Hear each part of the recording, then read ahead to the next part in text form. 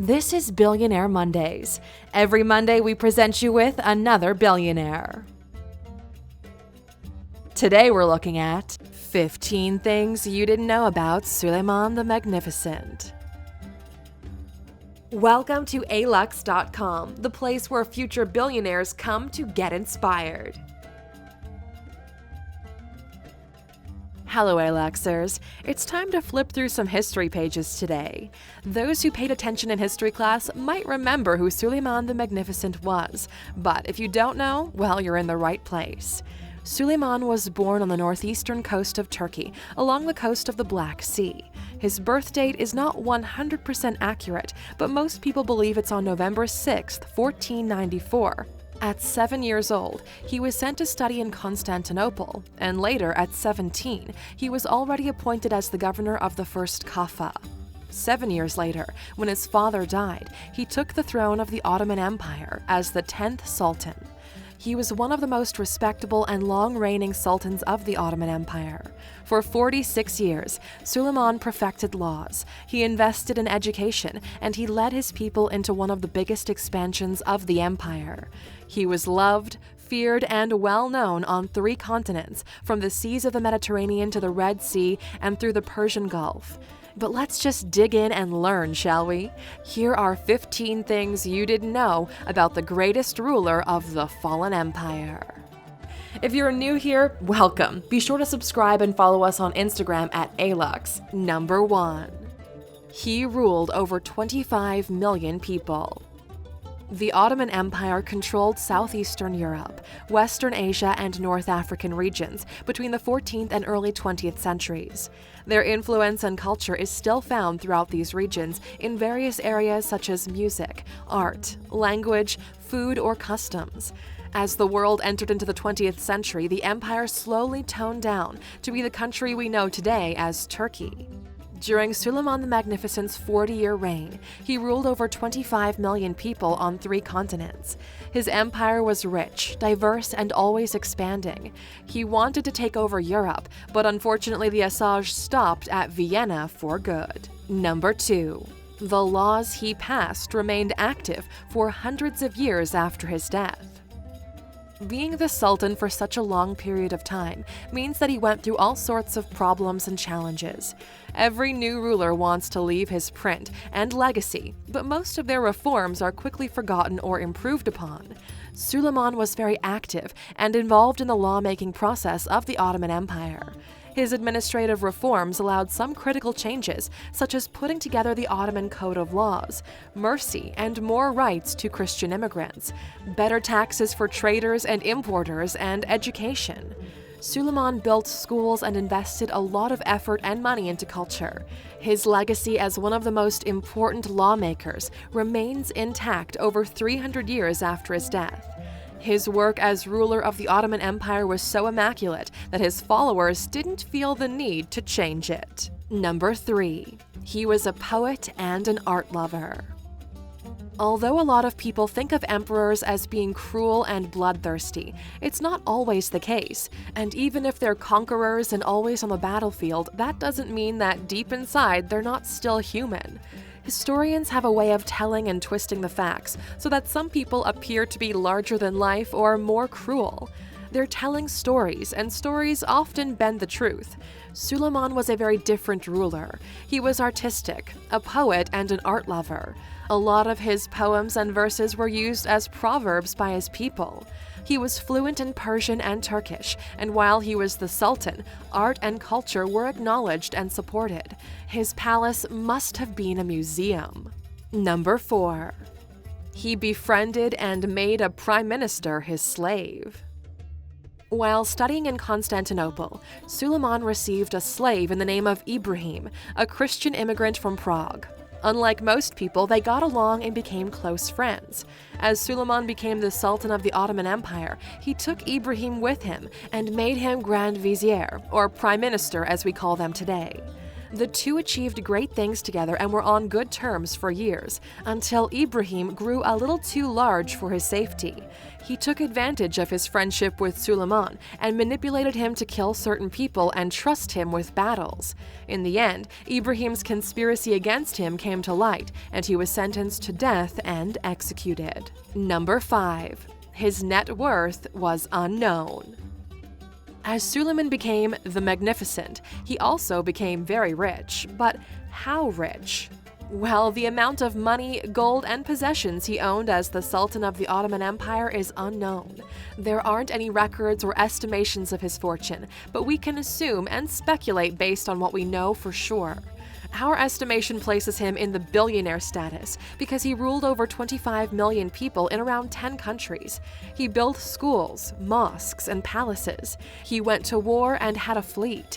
And as lifestyle goes, he had a big harem, several children, and a lavish lifestyle, so he wasn't your regular king. Also, the Ottomans used to get taxes from countries that were under them, so the Sultan always had money coming in. Number 6. He planned to turn St Peters Basilica into a mosque.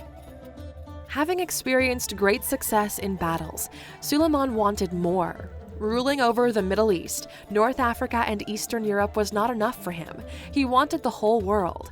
As he conquered land by land, his plan was to get to Italy and then conquer all of Christianity. His fleet was very successful and ambitious, but as you might know, his plan didn't go as he wanted it to. The Christians were more powerful than his army and fleet and managed to stop their invasion. Suleiman's plan was to invade Italy, impose Islam to everyone, and turn St. Peters Basilica into a mosque. It would have been the biggest hit for Christianity and Europe, but fortunately it didn't happen. I guess some things were just impossible, even for Suleiman. Number 7. He married a woman from his harem. One of the most outrageous things Suleiman did, and remains so in history, was his marriage with one of the women from his harem. Muslims are known to be polygamous, and back in the 15th century, harems were very normal, especially among powerful and rich men. Keep in mind that harems consist of multiple women such as wives, concubines, mothers, sisters, or children. Suleiman had a harem too, and one of his concubines from it rose to be very powerful. He fell deeply in love with Harem, a beautiful redhead Christian immigrant. She was in fact Polish, but brought into the harem at the age of 15. She got under his skin so deep that he broke all the rules and married her. He only had 2 wives, but she was the most powerful and his favorite. Number 8. He killed his elder son. As mentioned before, Suleiman had 2 wives and multiple concubines. He had 14 children, which is quite a generous selection for his throne. Half of them died very young though due to disease and other problems, so only 7 were left to become the next sultan. With so many heirs, Suleiman sent his firstborn away to rule over far-off lands, a common practice for that time.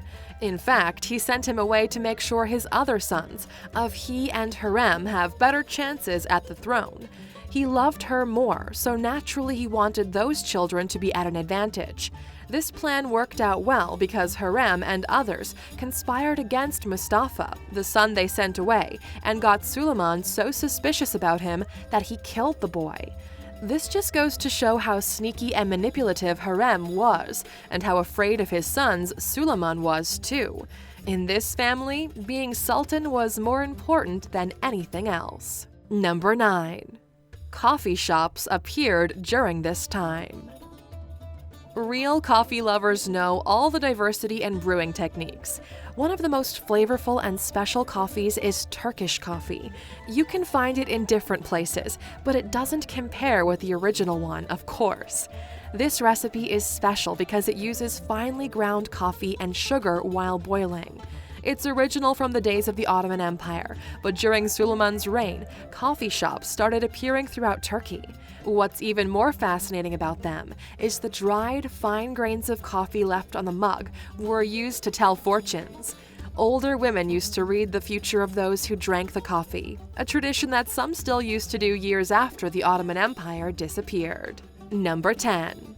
Suleiman lived in a lavish palace. Because every sultan is worthy of a palace, when Suleiman took the throne, he was immediately checked into Topkapi Palace, or the New Palace as they called it. The palace complex consisted of 4 main courtyards and many smaller buildings that were homes for the Sultan's harem, the Grand Vizier, and other officials. It was also the palace where important meetings and decisions were made. Of course, the palace had the best view in the city overlooking the Bosphorus. High walls, amazing gardens, and a lot of history. It used to hide the imperial treasury and all the wealth of the Sultan. Today, the palace still holds the great architecture and some remnants of the era. It's now turned into a museum. And Aluxers, speaking of leaders and conquerors, have a look at our video, The Top 10 Leaders Who Wanted to Conquer the World. There are some great and controversial men listed there, so you might want to check it out by clicking in the top right corner. Number 11. His death was hidden for 2 months. The Sultan in the Ottoman Empire was the second most powerful and important man after Allah. Suleiman, being the 10th Sultan, was also head of the army and present on the battlefield. The most important battles were won in his presence, but since he was so important, his death was kept a secret for almost 2 months. Suleiman died on the battlefield in a tent due to age and illness. However, in order to keep spirits high, the news was hidden from everyone. It happened while the Ottomans were assessing Hungary. His body was buried back in Istanbul, but his heart and main organs were buried in Hungary, under the tent where he died, at 71 years of age. Some claim to have found the remains of Suleiman in northern Hungary, but his official tomb still stands tall in Istanbul. Number 12. Turkey produced a massive successful TV show after the Sultan's life. Soap operas and TV shows are big right now. Everyone is binge-watching several shows on Netflix. So what about a historical show about Suleiman the Magnificent? Of course, that show does exist, and it's a massive success in Turkey, Latin America, and some Eastern European countries. He's also featured in historical documentaries and video games, but the 4-season soap opera that was broadcast all over the world was the most successful. It had over 200 million viewers and ranked very high in a lot of countries. The show grasped over $750 million worldwide and is now available on Netflix if we've made you curious enough. Number 13. He had Barbarossa as an admiral for his large fleet. Suleiman had the best men in his army, but since they wanted more and more lands, he also needed a good fleet. He found Hayreddin Barbarossa, a brave man that secured all their naval battles across the Mediterranean Sea. His nickname was in fact inherited from his brother, who had a red beard, and it stuck with him too. He had a successful career as admiral for the Ottoman Empire. Under Suleiman, his name was well known all over the world as a fearless fighter, and the name that everyone associated with many military operations. He's even mentioned in video games, movies, books, and ships. Number 14. Suleiman and his women wore the finest clothes. Monarchs usually have special wardrobes that allow them to express their status and wealth. They wear the finest materials, expensive jewelry, luxurious cars, and everything is custom made. It's always been like that, even in the 16th century. Being the Sultan of such a big empire, it's obvious that his outfits and those of his harem would be extra special. They were always wearing silk kaftans, gold and precious stones. They only used imported silk from Persia or other parts of the world and had a special dressing dedicated to them. Even after their times ended, the Topkapi Palace still holds a museum with all the dresses and accessories that they were wearing back then. As for Suleiman, you can see in all of the paintings and depictions that he was always well-dressed and always looking his best, just like a king. Number 15. He had a 4-tiered crown made just for him. When Suleiman took the throne at 26 years old, the Ottoman Empire was just starting to get bigger and bigger. He was the 10th Sultan and had great plans for his people. His empire was rich and prosperous, so he could afford a few updates to his image. Most kings and sultans wore some sort of crown, but he had a different view on that. Suleiman ordered a 4-tiered crown to be made just for him. He could have a three-tiered crown, but wanted something different, more opulent, and something that would make him bigger than the Pope. He was very competitive and ambitious, a little like Alexander the Great, who was his role model. For more than 500 years, the Ottoman Empire was indeed one of the greatest powers in the world. They were experienced sailors, warriors, architects, and traders. What they built still stands today, in spite of everything that's happened in modern history. The sultans that followed Suleiman were not as great or magnificent as he was, because men like him are all too rare. But Aluxers, we want to know what you think about him now that the facts have been laid out. Let us know in the comments. Now, because we wanted to shed a little bit more light, and as a reward for sticking with us all the way to the end, you know you get a bonus. Here it is. Number 16. Most sultans from the Ottoman Empire were not 100% Turkish. Suleiman was born in Turkey and took the throne after his father died. However, his mother may have had other origins, possibly from Genghis Khan, as some claim. Just like him, many other sultans were in fact born from mothers that were of different origins. Most women from the harems were brought in from other countries that were conquered by the Ottomans, so over 30 of the sultans were not 100% Turkish. These women were converted to Islam and their past erased. Just like Harem, Suleiman's favorite wife that was Polish, a lot of these women come from Serbia, Greece, Ukraine, or Bulgaria. The Ottomans didn't care so much about royal titles or ethnicity when it came to women, and they never had a problem with the origins of a sultan, so their dynasty became quite diverse, unlike other royal families. Thank you for spending some time with us, Aluxer. Make sure to subscribe so you never miss a video.